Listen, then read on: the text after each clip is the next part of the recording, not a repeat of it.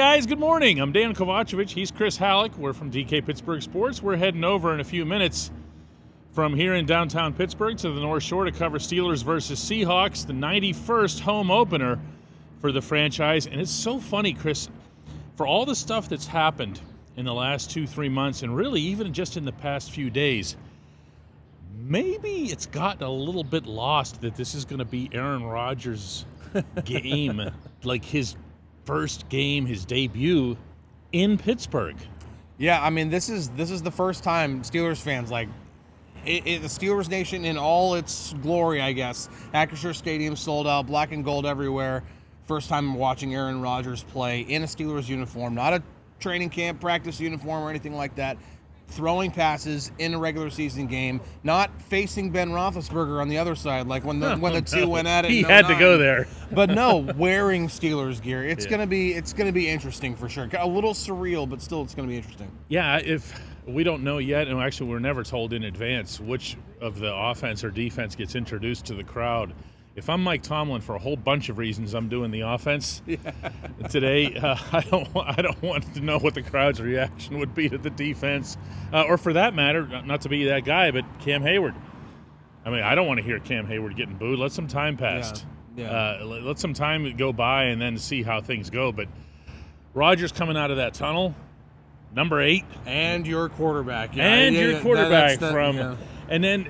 it's coming off of the performance that he had last weekend. There's nobody who could have this city eaten out of his hand more easily by the end of this day than Rodgers. If he looks again today like he did in East Rutherford, New Jersey, it's going to be instant. Yeah, absolutely. I mean, shoot, like yesterday the Steelers posted their like they had their official team pictures done yesterday, and Mike Tomlin posted a picture of him with the captains, and Aaron Rodgers is smiling really big. Yeah, he is. And the reaction from Steelers fans just on that picture alone, like, look how happy he is and everything. He likes us. He likes us. Yeah. We are so insecure here. We really are. We have this terrible quality about us as Pittsburghers. Like, you can come here and you can move. We have people who move here and they'll stop here at our shop downtown, and they'll say stuff like, "Hey, I just moved in. I'm a resident," meaning of downtown, and we're like, "Do you like us? Do you like us?"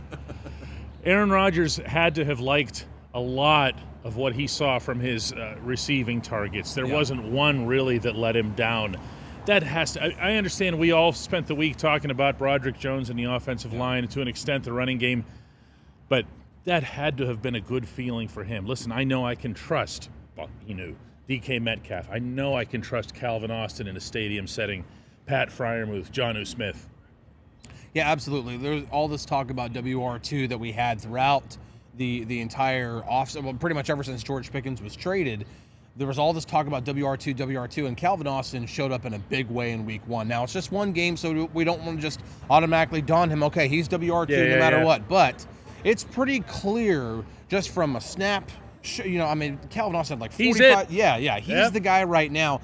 And he came through in a big way. He had a couple of different times in which he got himself open. He had a big contested catch downfield near the end of the first half. He played like a WR2 in a lot of ways, and that's big because, like you said, there's that rapport with DK Metcalf that goes all the way back to late March whenever the two met up before Aaron even signed with the team. Then you have Jonnu Smith and Pat Freiermuth, two security blanket types for almost any quarterback. They just, hey, I know, we need a catch on third down. I can go to either one of those guys. That's great to have, not just one, but two of them. It's big that chemistry is happening because we've seen what happens when Aaron does not have chemistry with the receiver. It can be pretty ugly. We are not avoiding the elephant in the room. They do have to run the ball.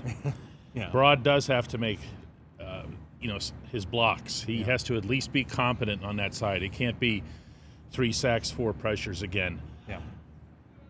But for those things to happen, it's not just Broad that has to step up. A lot of people will have to step up in order to run the football.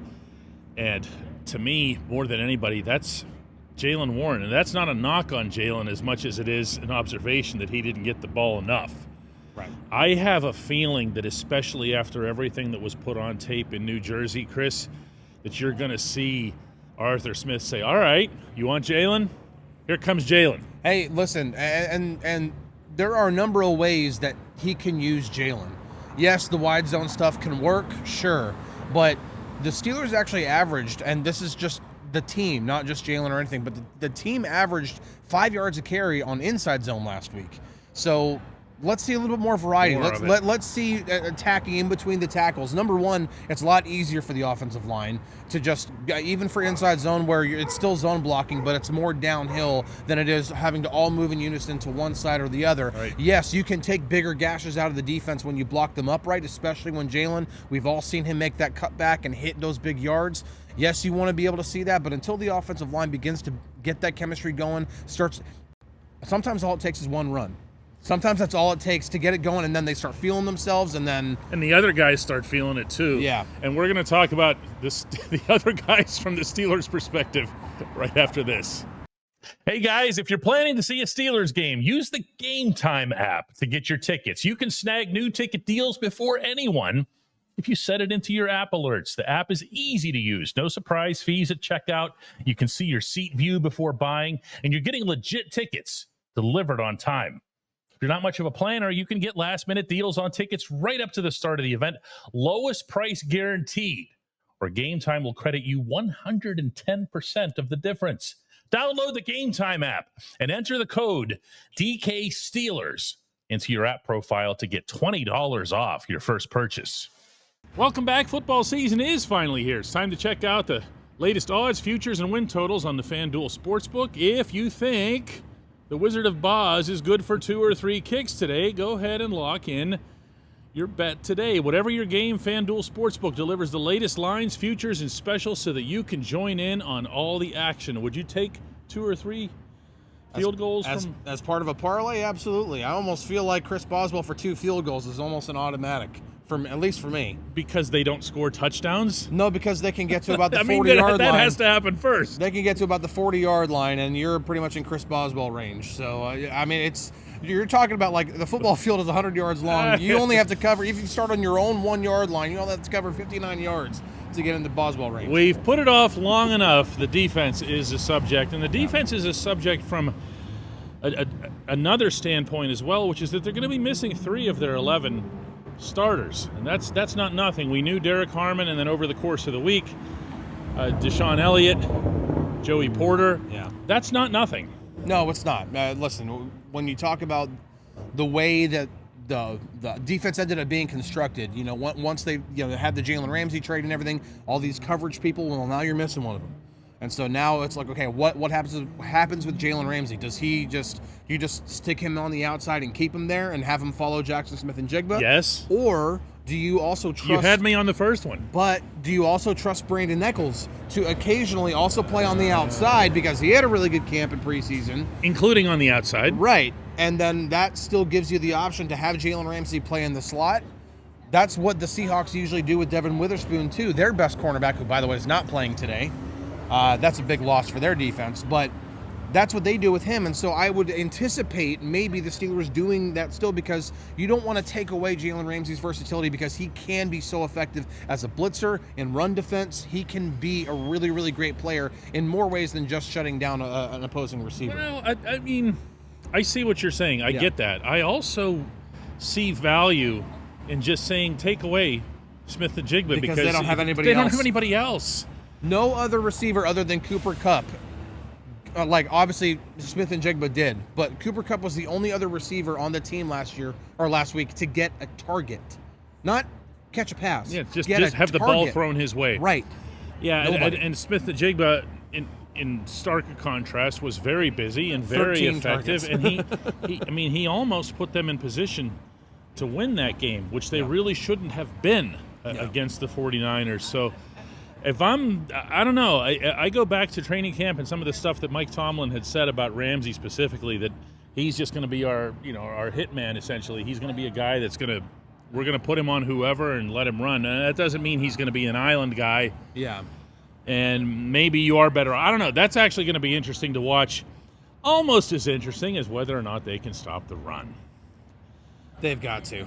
The one key variable this week, as opposed to last week and as opposed to the Baltimore loss that we've talked about so many times, is that Sam Darnold is not either Lamar Jackson or Justin Fields. Not even close in terms of being able to run with the ball. He's a nice quarterback. He's a nice quarterback, but he's not a threat to. He's not that. He's not going to beat you. He's not going to beat you by himself.